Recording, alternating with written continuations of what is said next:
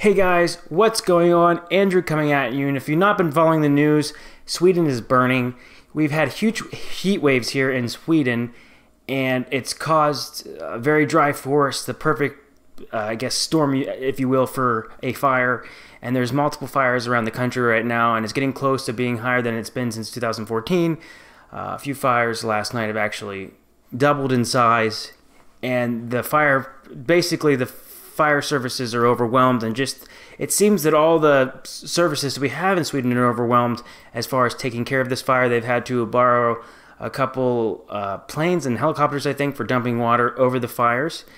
They've been raging now for over a week at least. I'm just again following on the outside because I'm in the United States, but I just have some questions, and I don't mean for this to come across as critical. I just think that Sweden is kind of being tested with a disaster right now, and I hope we can get the fire under control.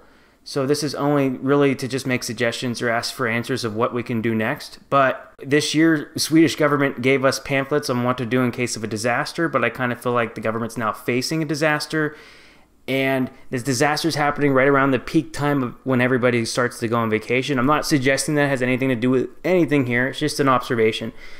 But one thing that I thought about as soon as I was reading these reports, and then I'm a little bit shocked that it hasn't happened yet. It might happen by tomorrow or so, but I don't understand why the military hasn't been called in yet. I understand that the military isn't trained in how to fight fires. I would guess that would not be something that you would be tested in, but maybe there's a week course you can take, 2-week course, maybe there's some training, but maybe there's some other things that the military can do to assist.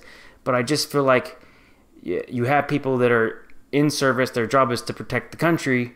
Is there not something they could do to help out here? Also, there's a lot of volunteers that are starting to come in. Can Sweden call for volunteers or find people that are available to help? So right now, it just seems like everything is stretched thin. And then my final question is it possible for Sweden to ask for help from the EU? All these other countries have fire services as well. Is it possible we can't hire these people? Are we allowed to, I don't know, pay them something or ask them for help? It just seems like that could be something that could be beneficial as well if we could get more help from the outside.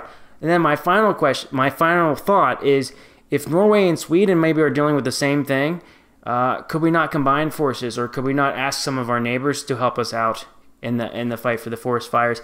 I think as the fire gets closer to homes, you're going to have more and more people concerned.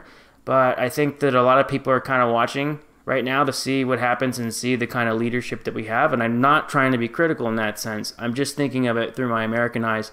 Maybe there's more they can do. It's very possible they might have assessed the situation here in Sweden, and maybe the fire is so bad that they can't control it. I know currently in the United States we're dealing with a lot of fires throughout the country as well, and dealing with that. So just my thoughts, but basically always when I do a video like this, I care more what you guys think.